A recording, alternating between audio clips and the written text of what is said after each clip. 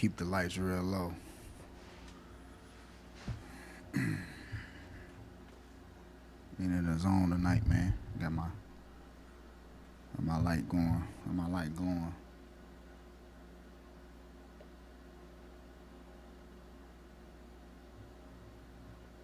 Hold up. Is we live or is we live, man?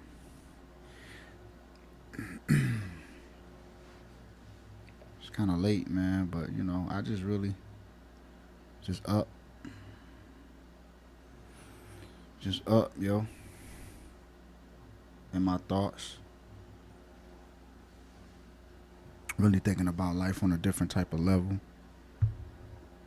Thinking about life from a different perspective, different perception, I should say, because it's my own insight, my own introspection. So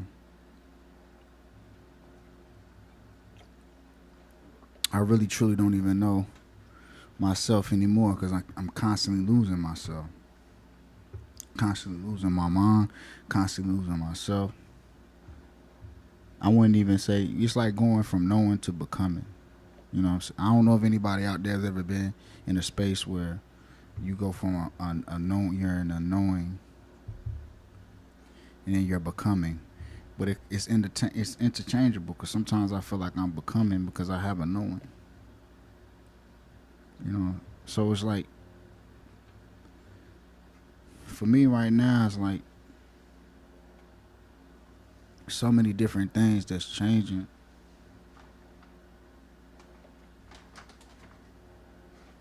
as it relates to like as it relates to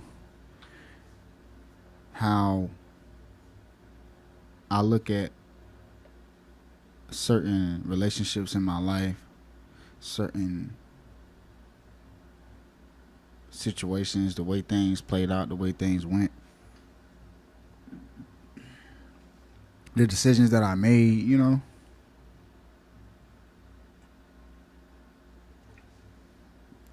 For the most part, I can be honest and say, Cup, I feel so evolved, I feel so new and rich that I don't even know who I am anymore. When I mean that in a good way, because I'm constantly evolving, I'm constantly coming into a space to where like I can honestly say like I'm proud of me, I'm proud of what I'm building, I'm proud of what I'm. And when I say me or I, it ain't even me or I. It's like the power that's working through me. So I guess what I'm trying to say is I'm proud of my surrenderance to that power and my purpose, yo. Because me not knowing myself anymore is a good thing. I know there's many more new things for me to learn about myself, to know about myself, and to grow within myself. But there is a lot of uncertainty there. But I've never been afraid of the uncertainty. I've never been afraid of jumping. I've always been an adventurous person. You know what I'm saying? I've always been an adventurous type of person, adventurous type of guy, man. You know, I wanted the lights to be dim tonight so we can really get like in a deep meditative state. Cause I felt really called to come on live and go live tonight. I felt called to do it because sometimes it be on my heart to do things like last year by the calendar anyway. It would be on my heart to do things and I wouldn't do it. I was like I'll do it tomorrow. And I'll wake up a whole different person. I'll wake up a whole different person like, dang. If I would have captured the energy in that moment and that emotional intensity in that moment, I might have would have had something. I might have would have had something if I wouldn't have hesitated. But I hesitated. I hesitated. Let's do the mic like this, see what it look like. Oh, I can hang it down like that. But I mean, it wasn't because I was procrastinating. It was just more so like I thought I was gonna be in the same state. In a sense, not in the same state, but I thought I was gonna have that same feeling, maybe that same type of flow, to be able to catch that flow, to be able to take it to that level. But really, I just missed out on a part of myself that I could have shared. I could have helped somebody else. But coming into not knowing myself no more, it feels so good. It sounds so strange, but yet feels so good because that's a part of me that's unknown that I don't know. That's not known. Word for real, man. You know what I'm saying? It's people I thought had genuine.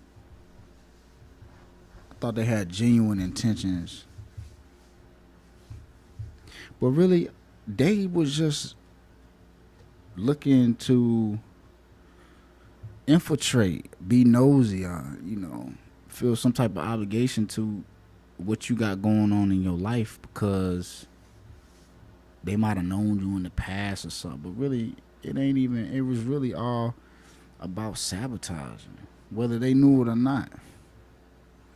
About sabotaging, man. I'm telling you, fellas out there, watch out for them feminists, man. Watch out for them feminist ideology, man. I'm telling you, they're poison the people you least suspect. Misogyny goes as deep as feminism, man. I'm telling y'all, just be on point, man. Some of us is married and got close relationships with women that's feminists. They don't really care nothing about the black man. They don't really care nothing about men. Black men, white men, Chinese men, don't matter. They don't care. We got to be careful about that. And vice versa. There's some men that don't care about no woman, which it ain't right. We need to come together, have love for it, because that's really true how you evolve through the opposite sex. That's how you find out and challenge yourself to different things, to find out the different things about yourself that, your triggers, your traumas you ain't healed, projecting things from the past on the people, putting limitations on yourself, not willing to reciprocate, violating all the laws of the universe. So I have my chat up, yo. Know who up this late, but I'm just saying, man, like sometimes you really gotta just lose the person that you thought that you was. Well, that's just how I am. No, it ain't. You don't know how you is. I know I don't know how I am because I don't even know myself no more. I'm evolving at such a rapid pace, at such a high caliber. It's like thermodynamics. I'm way out there in the cosmos, man. It's heating up how fast I'm moving, how fast I'm evolving. It's going so rapid. The acceleration rate, but my acceleration rate is matching my vibratory rate. I'm picking up the pace. Once you start picking up the pace, man, people can't keep up. They can't keep up at the pace that you're going at. That ain't your fault. Just keep going, stay focused on your path, keep going forward. Eventually, they gonna fall off. It's gonna find a way for them to fall off. They don't really truly appreciate you. They never did. They were just along for the ride. People play parts very well, man. Be aware, fellas. Ladies, too. But in order to see with this eye and these gifts and these intuitive abilities, these precognitive visions and functions, you got to be able to lose yourself. You can't be scared to lose yourself. You got to say, well, dang, maybe I wasn't that person. Ain't no maybe you wasn't that person, because you're constantly a different part of you. Have y'all ever seen have y'all seen The Last of Us? Go watch The Last of Us season 1 and season 2 just came out. It took them 3 years to come with season 2. It was worth the wait. From so far from what I'm seeing, it was worth the wait for sure. But one thing that I'm noticing about outside of Community, what I'm noticing about that series, what I've observed, and it was very profound to me about it. Those people, I ain't gonna spoil it for those that ain't seen it. Those people really had to let go a part of themselves that they were before something catastrophic happened. Something catastrophic happened. They survived and they had to become a whole different self. They were no longer the person that they were before the epidemic happened. Not even close to that person. but they still had the biochemistry of memory. They had certain memories, but the memories that overrides the ones that they had before that epidemic is the traumas that they went through during the times when time shifted and changed, and those relationships that they developed during that time.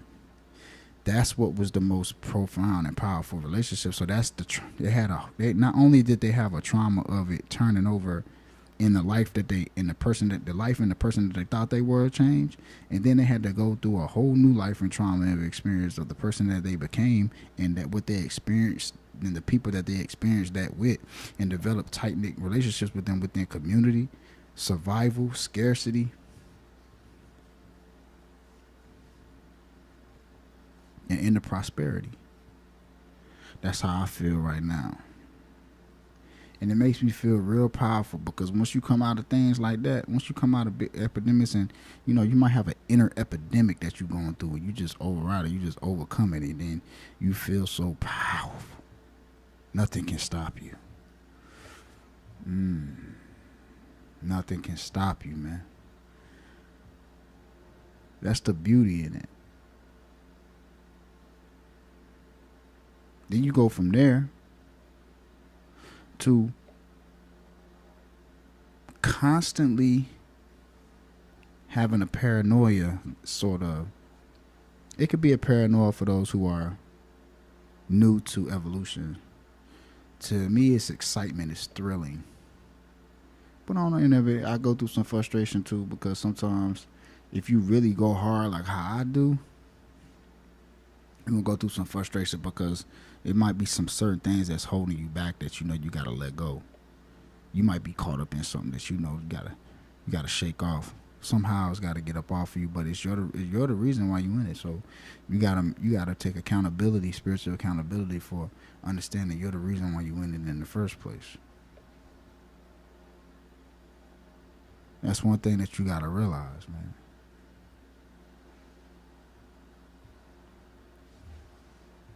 It's a powerful thing.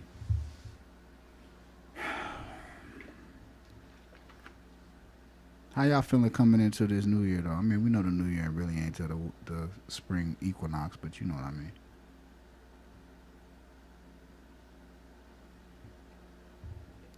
My bro was like, man, I don't know, I don't see how you be doing them dolies, man. Them dolly episodes and monologues you be doing, man. I don't see how you do it. Easy. I talk to myself I talk out loud. I talk my inner dialogue out loud. I talk my mental diets out loud. You know what I'm saying? There's so many different things that come in my creative mind, and the questions that I ask, and self-discovery. Even in understanding on the premise of not being afraid to be vulnerable with the things in the inner talk that I have with myself. Anybody can get on, they get on calls and regurgitate information that they heard from people with informatic status and talking in circles, but when you really talking from the heart, and you really talking from a place of being spoke through, that's when you resonate with people. So I'm constantly just losing myself. You remember that song by Eminem, Lose Yourself? You gotta lose yourself in the music the moment you own it. Never let it go. Oh, you only get one shot. You can't miss your chance to blow. That I was missing my shot by not capturing the energy in the moments when I needed to do this right here. I needed to come down here and speak. Because it wasn't about me. It's about somebody else that I could reach, that I never met, I never saw before, that really be feeling what I'm saying, because they going through some of the same things. And in that moment when they hear it, they're actually manifesting the destiny of the future that they're creating with one idea of a spark of something that was said. And that becomes a profound moment in their life that they go to when they become that person that they knew they were all along. They say, I remember I was listening to this guy and he said something, and it awoken something in me. Then they had that awakening. Because you had an awakening, and that resonance of thought. You got it. You got it. But you got to be willing to lose yourself, man. I don't know myself anymore. I don't know myself anymore.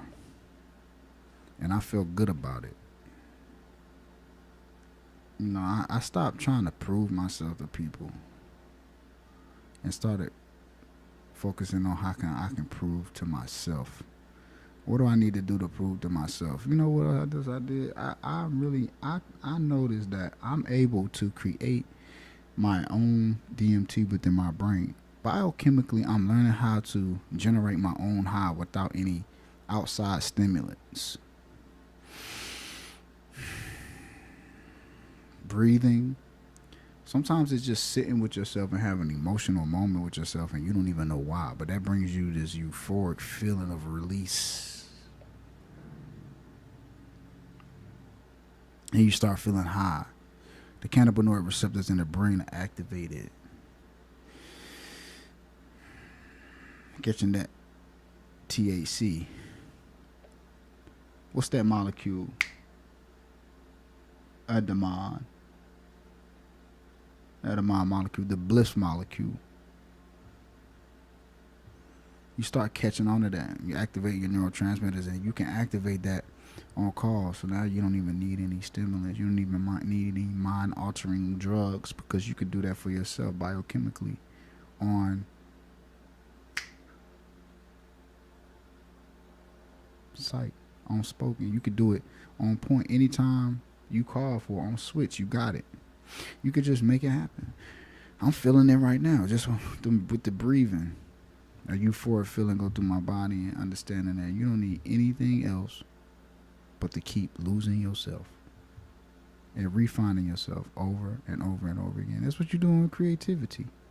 Finding new ideas and taking them and putting them and piecing them together. You know, they say it's a more satisfying feeling in creativity than it is in sexual intercourse. Because you're getting closer to the creator. There's no other feeling than that. There's no other better feeling than that. You getting closer to the creator through your creativity and creative action. It's more fulfilling and it's more pleasuring than sexual intercourse. Probably because it's long term. Most juvenile orgasms are short term. Just last. They're not extended. They're not extended orgasms. They're just quick. They're quick, and then you're back to. But I've come into having longer lasting orgasmic feelings, and that's been helping me too. But for the most part, creativity is what does it for me. Every time, for sure.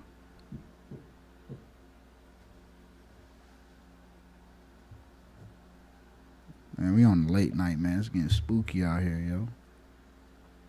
Straight up. It's getting spooky out here. We gotta be on point. It's getting so spooky out here, man. People better grip up. AI's coming. The jobs declining. People is denying the aligning of what's happening in the timing. And they gotta own that everything is about to shift, man. Everything is new. You can't put limitations on what you gonna do or how you gonna be. That's really what I want you to get out of this is don't put limitations on what you gonna do or what you gonna be, because if you do, you're just setting yourself up for failure, because the way things are shifting, you're gonna suffer because you're staying in a place of just predictability. Nothing's gonna happen for you. You're gonna suffer. Then you're gonna be looking at like, dang, why? Because they working together. They looking at relationships different. They looking at spirituality different. They're looking at themselves different because the self is different. But you're denying that because you're distracting yourself from what the self is, and you're staying stagnated in the person that you think that you are. This has been very generational too, from the boomers to the millennials. It's very heavy in my generation, the millennials. They are stubborn. They stuck in a place of Atari and Elon Musk robots. Straight up.